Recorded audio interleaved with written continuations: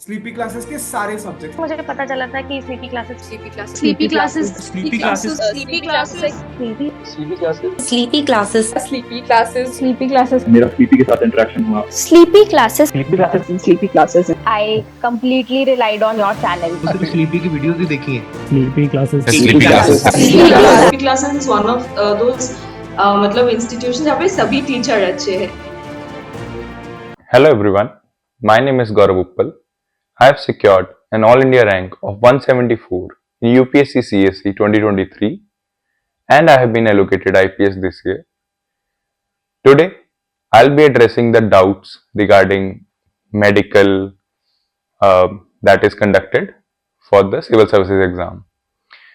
Aspirants के मन में मेडिकल को लेके बहुत सारी एंजाइटीज डाउट्स आते हैं regarding the height criteria, regarding any health condition. So I will be addressing that. So सबसे पहले I like to tell the aspirants that जो मेडिकल रूल्स हैं that is clearly defined and they are published beforehand. So जैसे कि जब भी CSC की notification आती है तो उसके साथ साथ ही सिविल सर्विस एग्जाम के रूल्स भी पब्लिश किए जाते हैं हर साल जब नोटिफिकेशन आती है. गैजेट ऑफ इंडिया में ये रूल्स पब्लिश होते हैं. उसमें देयर इज अपेंडिक्स जिसमें regulations regarding medical examination is written. तो उसमें थॉरो इन्फॉर्मेशन लिखी जाती है जो कि कोई भी एस्पिरेंट एक्सेस कर सकता है.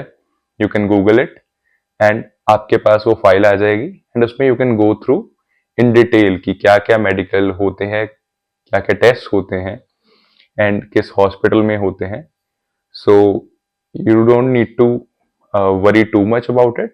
जस्ट रीड द बेसिक कि क्या क्या रिक्वायरमेंट है and so you can prepare your body accordingly.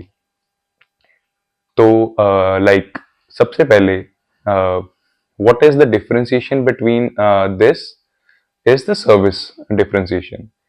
तो जैसे कि जब मेडिकल किया जाता है तो उसका जो फाइनल रिमार्क रहता है सो दैट इज कि fit for all services, unfit for technical services and unfit for all services और टेम्परेरीली अनफिट. तो टेक्निकल सर्विसेज क्या है? सो जो लेटेस्ट 2024 की नोटिफिकेशन है उसमें 5 सर्विसेज को टेक्निकल सर्विसेज बोला गया है जिनके लिए थोड़ा स्ट्रिक्ट क्राइटेरिया कह लीजिए या थोड़ा डिफरेंट क्राइटेरिया है that is laid down by the government. तो टेक्निकल सर्विसेज में आता है Indian police service, Indian railway protection force service, IRPFS, IRMS, DANIPS and PONDIPS. तो ये 5 टेक्निकल सर्विसेज हैं as per the CSE 2024 rules and rest others are non technical services. तो technical services के लिए एक हाइट का क्राइटेरिया है. जैसे कि IPS के लिए main and women should have a basic minimum height.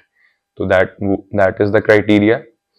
उसके बाद विजन को लेके कुछ क्राइटेरिया है कि जैसे कलर ब्लाइंडनेस है तो that is you will be declared unfit for the technical services. So इस तरीके की thoroughly rules are written about it. So you can see कि आप कौन सी सर्विसेज के लिए आपको लगता है कि if you have any medical condition तो उस अकॉर्डिंग आप अपनी प्रेफरेंस पहले ही you can fill it in the DAF2.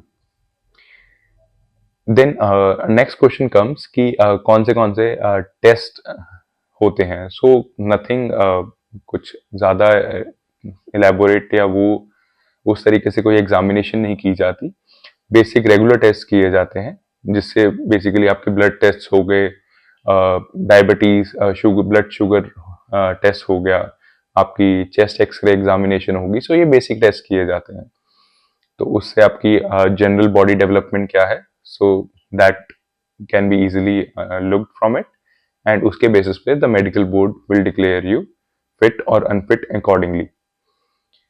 Next एक और इम्पॉर्टेंट क्राइटेरिया जो है that is get measured is your body weight. आपकी हाइट और वेट के बाद BMI मेजर किया जाता है. सो अगर आपका BMI फॉर एग्जांपल इस साल BMI की अपर लिमिट थी 35. तो अगर आपका वेट ज्यादा है तो अगर आपका BMI 35 से ज्यादा है so you will be declared temporarily unfit.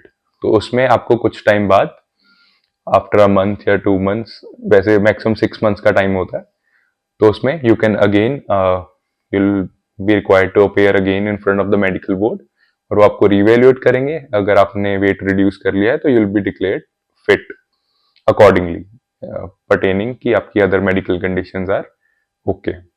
Another एक बहुत डाउट्स जो मैसेजेस आते हैं मुझे भी, मेरे बैचमेट्स को भी, इज रिगार्डिंग द टैटू.